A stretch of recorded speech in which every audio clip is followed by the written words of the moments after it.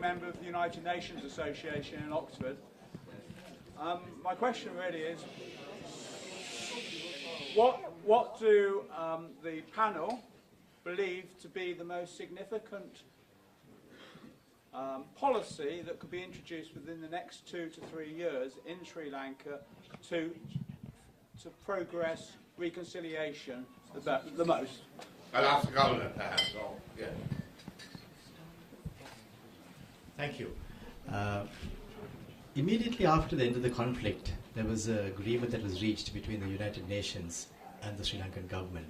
Actually, 1 week afterwards, where there were 8 points were mentioned, which went on to say about the development of the North, release of the ex-combatants, release of child soldiers, the livelihood development, the demining.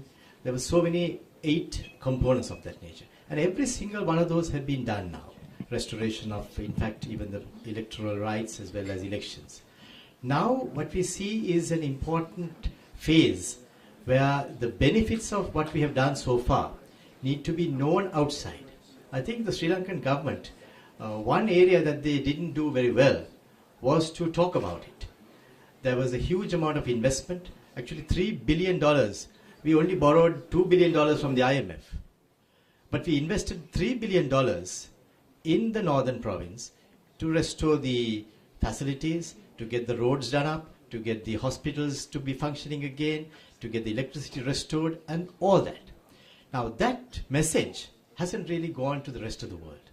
So I think there is a duty on the part of the Sri Lankan government, and I know Chris Nonis and his team, as well as any of us, when we go around also we mention this, because we think it's important for people to realize that this has happened.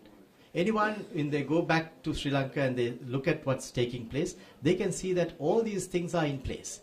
Now this message has to go across to the rest of the world that Sri Lankans are actually enjoying a universally acceptable standard of living as well as unity. There's no skirmish there. We haven't had a single bomb going back out there in Sri Lanka. Every skirmish in the world, if you see, there have been aftermath where killings have taken place even after liberation has taken place. Not so in Sri Lanka. We haven't had a single bomb going back, and that is because 12,000 ex-combatants who were guilty of various crimes were pardoned, amnestied, and sent back to society and given livelihood. So that is now presently in force. And I believe in time to come, I believe very, very sincerely that Sri Lanka would be shown off as a role model for others to follow in the aftermath of conflicts. So we are satisfied that we have done all what we need to do, and we put our money where our mouth is. We have invested, and we are actually telling people, come and see. In the Pali language, in Sanskrit, there is a stanza which says, Ehi Passiko, come see. Ehi means come, Passiko means see. Come see in Sri Lanka, and then you will know that the reconciliation is taking place, and we need the understanding of the global community that this is taking shape. Sometimes what happens in Sri Lanka is that we hear the other sides of people saying various things because the people who really matter haven't seen exactly what's taking place. So we are open, we are transparent, we like people to come and see.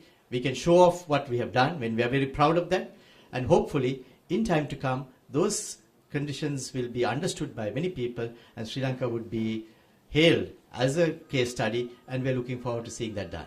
Thank you. So,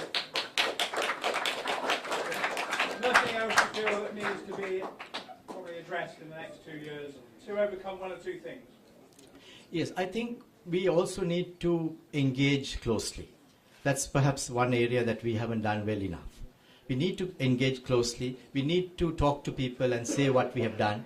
We also we have to say what we did during the last stages of the war, because we have got expert advice. We have seen through the conditions that have taken place, and we are satisfied that all the principles of engagement in wars have been followed diligently by the Sri Lankan forces. Those of collateral damage, those of proportionality, those of distinction, These are all important facets of law which is prevalent worldwide in relation to the engagements of war as well as conflict, which we have followed diligently. And again, I say, what we have not done right is to talk about it and explain it. So now we are doing that, and we are happy that we are doing that now. And by doing so consistently, over a period of time, I'm sure the message will get across about Sri Lanka's commitment to human rights, to international humanitarian law, and the fact that we are deeply concerned about reconciliation. Who else but we would be more concerned about reconciliation when we have gone through 30 years of war? Who else will be eager than us, more eager than us, to do that? Because we don't want to go back to that. I'm 60 years old. 30 years of my life we spent with a war. We don't want that to be the legacy that we are leaving for our children. So we want to see that this is dealt with. And we also know that reconciliation is so important, because if you do that right, the next generations will live better than what we had.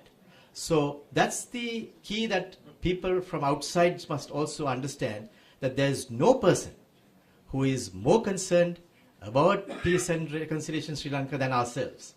And we know how to do that, and we will do that.